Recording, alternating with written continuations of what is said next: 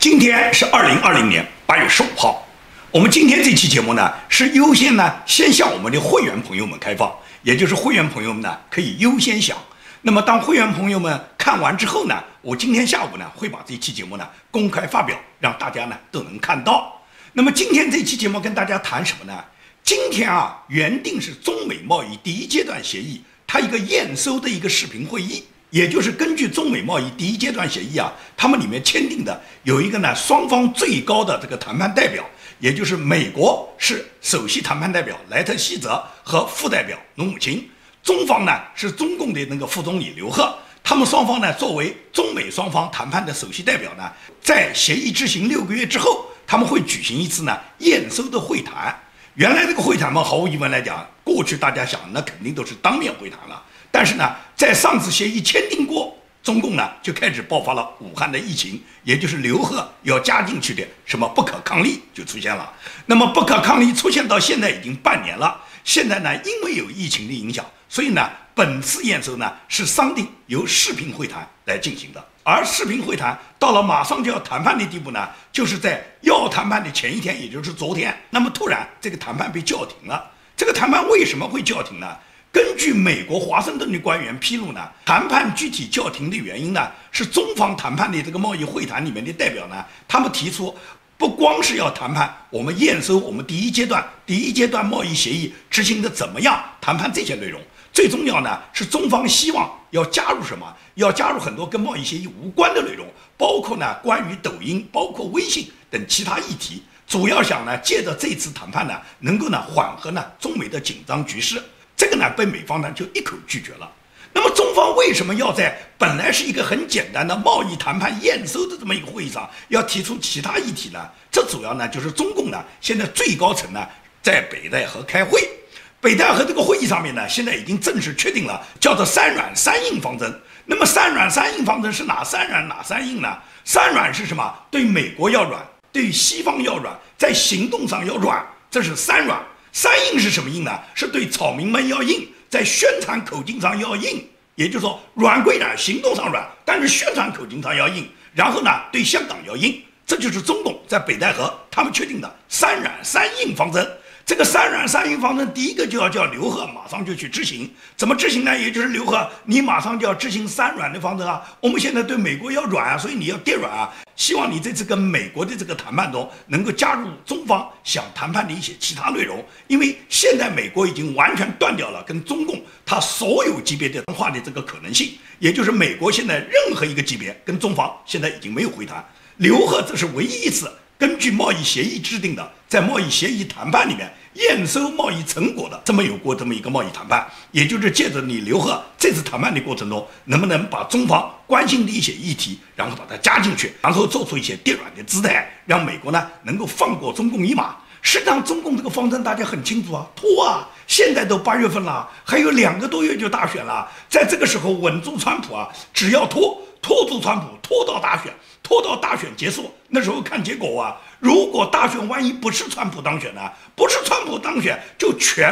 中共就全面反攻了。如果是川普当选，那当选了再说，现在至少要拖，因为川普在没有下一次连任大选在结果出来之前，川普还是美国总统。那么川普现在如果对中共一个狠打击的话，中共吃不消所以中共现在就希望拖延跟美国的这个战术，因此他们所谓的跌软实际上就是一种拖延。但是你这种拖延，你以为川普看不出来吗？川普很清楚川普在前2天的一个讲话里面就讲，他就说第一阶段协议，他认为这个第一阶段协议大家谈了2年终于签订了，这不是一个坏的协议，因为这个协议签订的时候川普还是信心满满的。大家都还能回忆出吧？当时川普在1月15号签订这个协议之后，川普是搞了200多人一个盛大的签约仪式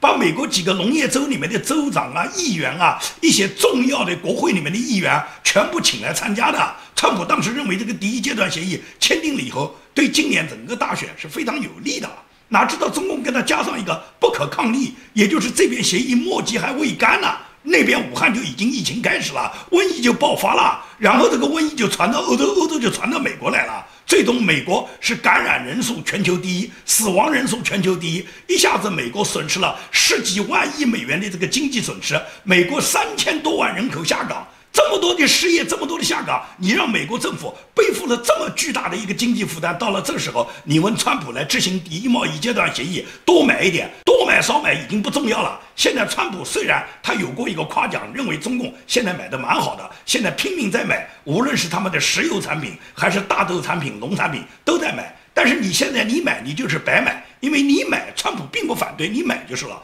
只是你买归买，但是川普已经说过，整个这个协议对于美国来讲已经完全不重要。从中共扩散疫情对美国造成的伤害来看，整个协议已经没有任何意义。Because they see my attitude toward China is not friendly, but they have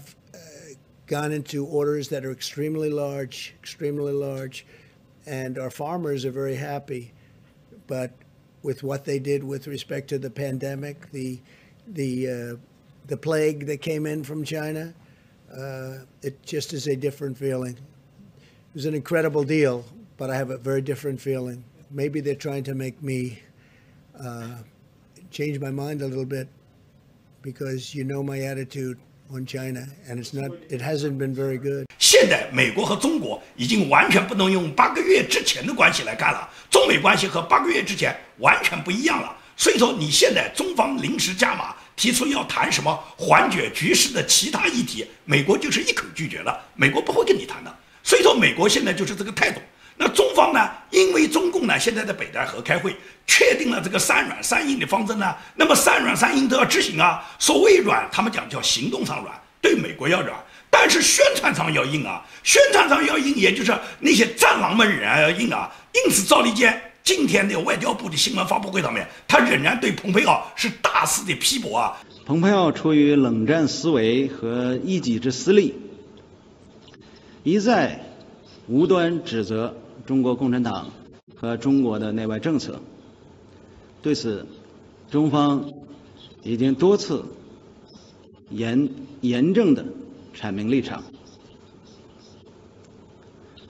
蓬佩奥走到哪里，就把政治病毒和虚假信息带到哪里。他刚刚离开捷克，中国驻捷克使馆就忙着消毒。他现在把蓬佩奥又给了他起了一个新的外号，以前是叫他人类公敌，现在叫他冷战分子。他对蓬佩奥是拼命的批驳。那么华春莹是另外一批女战狼了。华春莹就在推特上专门发了一个推特，问美国为什么中共驻联合国的记者全部被美国驱逐了。这是华春莹昨天发的一个推特，也就是所有中国驻联合国的那些记者，美国都没有给他们合法到期的记者证，这些人通通都要回国了。这是美国的做法。因此，中共呢，他现在这个战狼外交咆哮归咆哮，但是呢，美国他坚定他自己对中共作战的这几条主线。第一条就是外交，也就是大家可以看到，蓬佩奥已经多次到访欧洲。蓬佩奥到访欧洲是分别每次去不同的国家，先去西欧，去欧洲最主要的美国的盟国，然后去北欧，去完北欧以后，这次去中欧。蓬佩奥整个到欧洲去，他要干什么？他就是寻求美国的盟国，寻求建立一个新的国际联盟。这个国际联盟实际上就是一个国际反共的民主联盟。这个国际反共的民主联盟，它就是把美国所有的盟国把它加进去。现在可以讲，美国已经有非常好的基础，就是五眼联盟。五眼联盟成为美国最核心的、最主要的反共的一个基础联盟。现在日本有要求加入五眼联盟以后，那么也就是五眼联盟为基础，加上日本，然后五眼联盟基础呢，他们就扩大了嘛，不仅仅是情报共享，也是这个里面呢，大家是贸易共享，大家呢税收共享，大家互为贸易优惠国。这样的话呢，就是在五眼联盟这个基础上，美国逐步地扩大他自己的反共联盟。这是美国的外交战略，也就是蓬佩奥现在致力于在全球奔走以后，给美国建立一个新的国际联盟秩序。然后这个国际联盟组织最终建立以后，美国会从现有的所有的国际组织里面退出来，包括联合国都是有可能。也就是联合国肯定要改组，美国如果不退的话，肯定是要改组，包括 WTO， 也就是世贸组织，也就是美国对世贸组织、对联合国至少要做到大幅度的改组。否则，美国就会退出，美国就会重组。那么，如果是改组的话，那么台湾就有可能会恢复它联合国5常的地位。这个我们放到后面讲。这就说，美国首先是外交战线上面，现在由蓬佩奥为主要的这个游说和斡旋人，现在开展就是全球的外交攻势，然后把美国组建一个国际联盟，这是对中共打击的，在外交战线上美国要构筑的一个外交圈。那么第二个就是军事，也就是美国现在已经致力于稳定中东的和平。昨天的节目里面我已经谈到，川普总统经过川普总统和川普总统的女婿库什纳不懈的工作努力之后，最终达成了以色列和阿联酋他们互相建立了外交关系，他们马上要互设大使馆，然后改变了他们70多年来他们一直敌对的状态。目前来讲，也就是以色列和中东国家首先跟阿联酋他们建立了外交关系以后，也就是中东这块坚冰已经打破了。那么也就是中东，美国就不需要在中东投放那么多军力，而中东由以色列和其他的阿拉伯国家团结友好以后，孤立伊朗就行了。这样美国就把过去一直布置在中东的这些军队把它撤到印太地区。撤到印太地区，美国最主要在亚洲选择它最核心的2个盟国，一个是印度，第二个就是日本。日本和印度现在都能够成为跟美国非常友好的这么一个国家，同时呢，在对付中共上面，印度和日本都有他们自己国家的利益。毫无疑问来讲，他们和美国一起会维护整个印太战略，维护美国这个印太军事同盟的整个亚太的安全战略。所以说，美国呢从中东撤兵，然后增加印太的军事部署，而这些军事部署毫无疑问来讲，下面就准备要修理中共，因为中共在南海建了很多无人岛，这些岛当初中共在建的时候，美国就警告中共绝对不能把南海军事化。习近平是亲口答应奥巴马，他在2015年到美国访问的时候，就跟奥巴马讲，绝对不会把南海的岛屿军事化。这边他嘴巴上讲的，回头他就把那些岛屿全部把它造成了人工岛，然后在这些人工岛上面布防了各种军事装备。那么在这种情况下，有可能被美国强拆的。所谓被美国强拆，美国就是限令这个岛屿上所有军事装备，中共在美国限定的时间内把它撤掉。如果中共不撤，美国会派轰炸机把它炸掉。那么在美国一旦炸毁中共这些无人岛的时候，势必会引起中美之间在南海的军事摩擦，因为中共认为这些岛屿是我们的，但是美国认为这些岛屿是国际公海的公共岛屿，中共你没有权利在这个岛屿上面建立你的军事化，所以美国就会战略撤除。那么在这个过程中，也就是双方有可能导致军事摩擦。那么军事摩擦仅仅是为某一个被拆除的岛屿，中美之间去打个冷炮，击落个1、2架飞机，这都是有可能的。但是这个呢，仅仅是一种擦枪走火，还不是全面的战争。问题是，如果是擦枪走火，就有可能引起军事战火。一旦引起军事战火，那么所有的事态就向纵深方向发展了。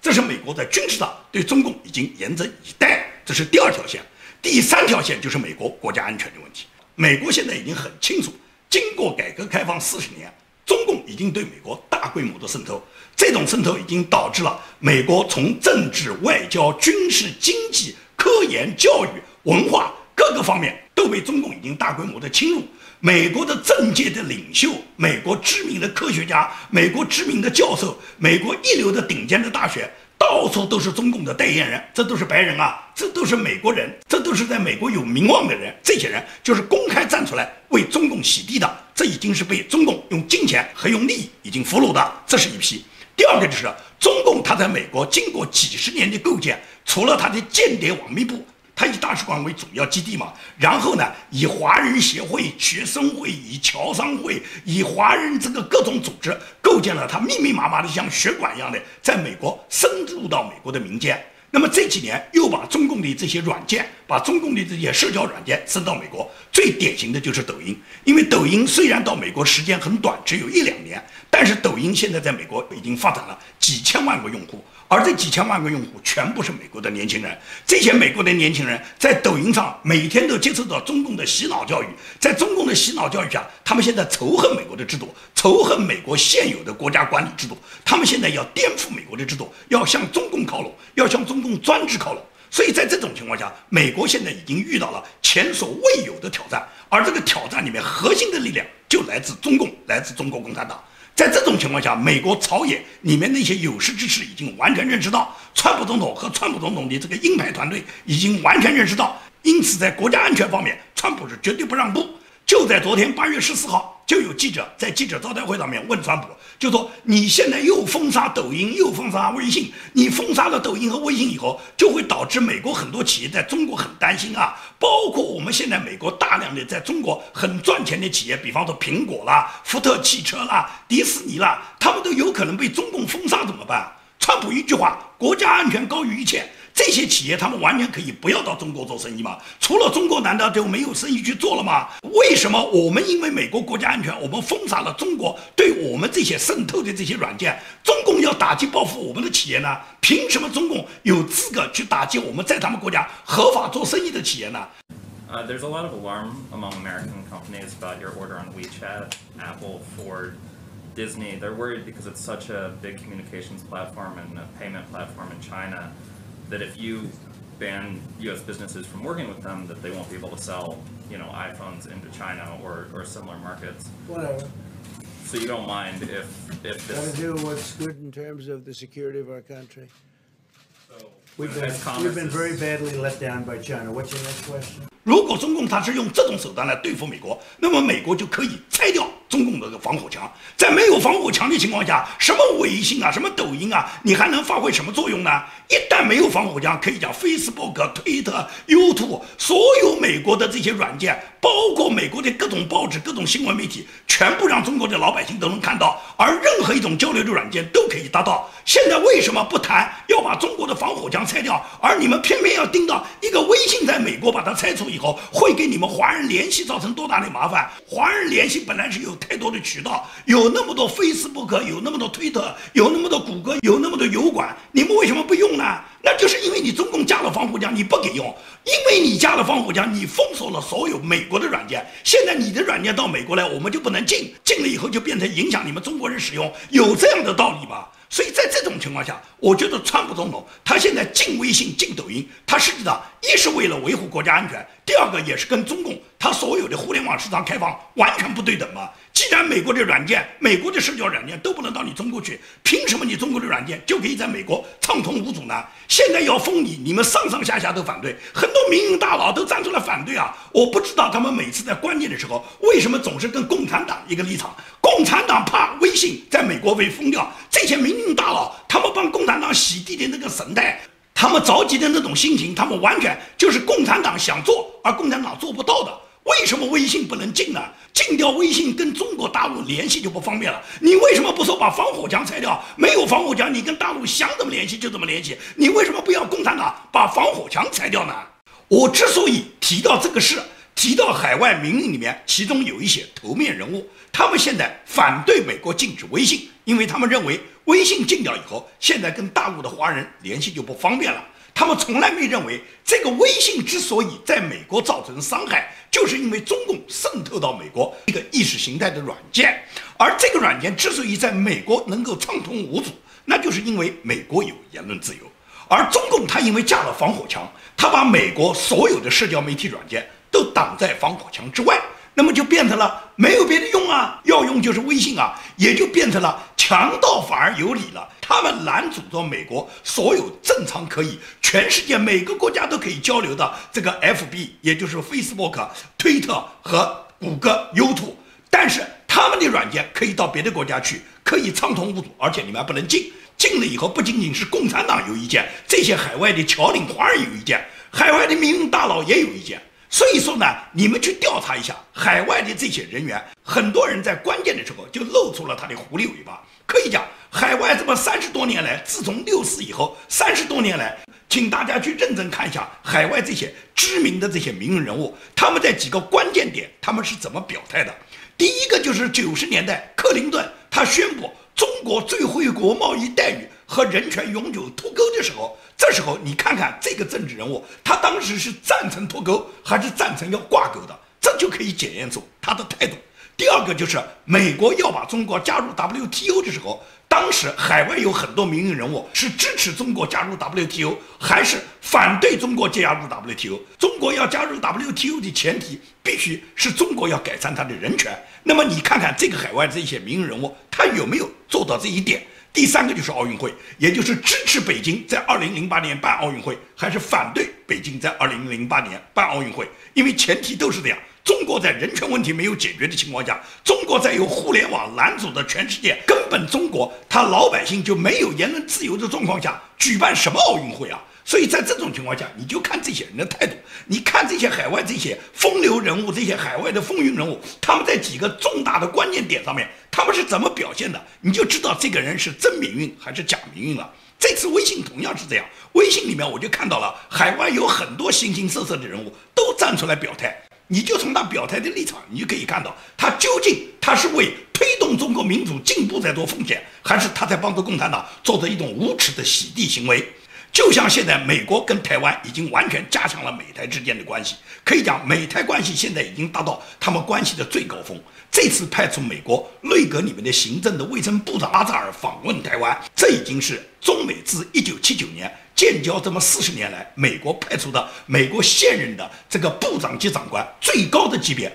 到达台湾的访问了。那么首先访问是部长级，部长级完了以后就可以是副总理级、总理级，也就是国务卿这一级。等到这一级以后就是总统、副总统级了。因此，美台互访，当他们的这个访问级别不断的提高，他们都在做的什么铺垫呢？实际上就是做的美台建交的这个铺垫。美台完全有可能在美国双重承认下，然后最终跟台湾建交。什么叫双重承认？就是既承认你中国，也承认人家台湾的中华民国。当年也是这样嘛。当年美国也是承认了你中华人民共和国之后，没有说是不承认台湾啊，只是你中共当时要求，如果承认你就必须跟台湾断交。而今天美国跟台湾建交的话，不会跟台湾去设定这么一个条件，就是跟台湾建交就必须跟你中共断交，断不断你中共看着办，你要断你就断，你不断的话，美国也就是既承认你中国，也承认人家中华民国。承认中华民国目的是什么？就是人家中华民国回归哇！因为最近美国的议员就已经要求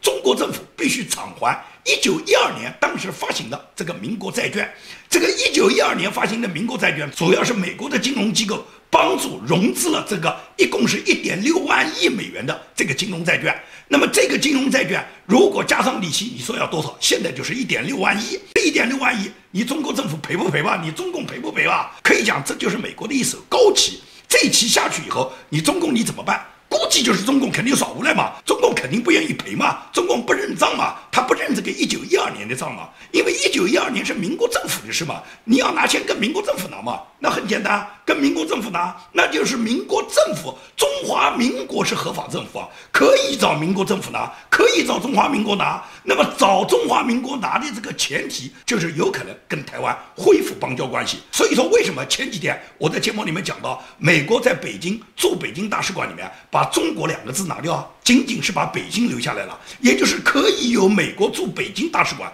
也可以有美国驻台湾大使馆，完全可能啊。也就是中华民国一旦跟美国建立邦交正常化，把台湾回归联合国，中华民国作为联合国创始的5常理事国，把中华民国迎回联合国是完全可能的啊。也就是美国就这么做了，你中国能怎么地？你中共乐意，你就在联合国里面用一个普通席位，而5常理事国应当回归人家创始国之一的中华民国。到这时候你中共愿意你就受到，你不愿意你就断交啊，你断交美国不在乎啊。如果是一旦断交，那么中美之间下面就是从断交就走向开战了。大使馆都拆掉了，休斯顿总领事馆都给人家美国拆掉了，你觉得现在还发展到什么地步呢？下一步是什么呢？当外交上面已经到了使馆已经断掉，所有的记者现在签证已经不发，下面就是军事摩擦了啊，军事摩擦然后就断交，断交以后就开战，开战共产党就灭亡啊，就这么简单哇。所以中共知道他这个政权岌岌可危啊，他在北戴河做出了什么3软3硬的这个方针，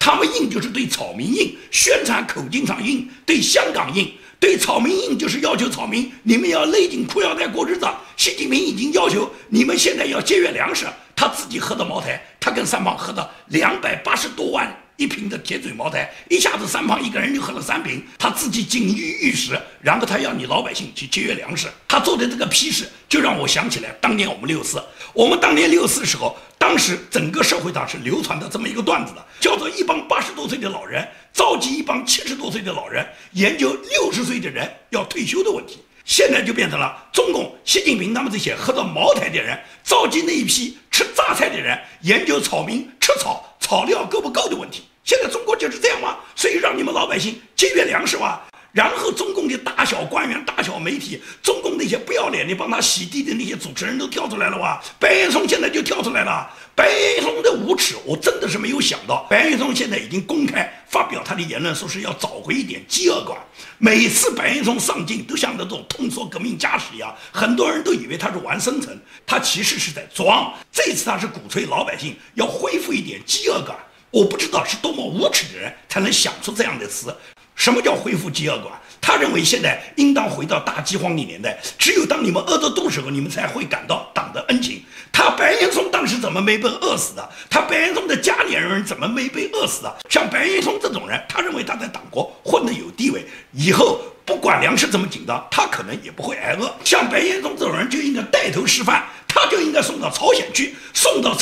去，给他完成他希望他能够有饥饿感的这种梦想，让他到朝鲜去体会一下3代人追求米饭和肉汤的这种感觉。白岩松这种人，只有当他快饿死的时候，到时候那时候才看他还装不装。所以中共就这样的社会嘛，就打造了像白岩松这种无耻的人，然后他让你老百姓，让你们勒紧裤腰带以后，让你们去找回饥饿感，你们在饥饿中才感觉到党的伟大，感觉到这个国家统治者的了不起。白岩松正是共产党刚刚喂饱了一条狗，这条狗有一天是会断了狗粮，然后被饿死的。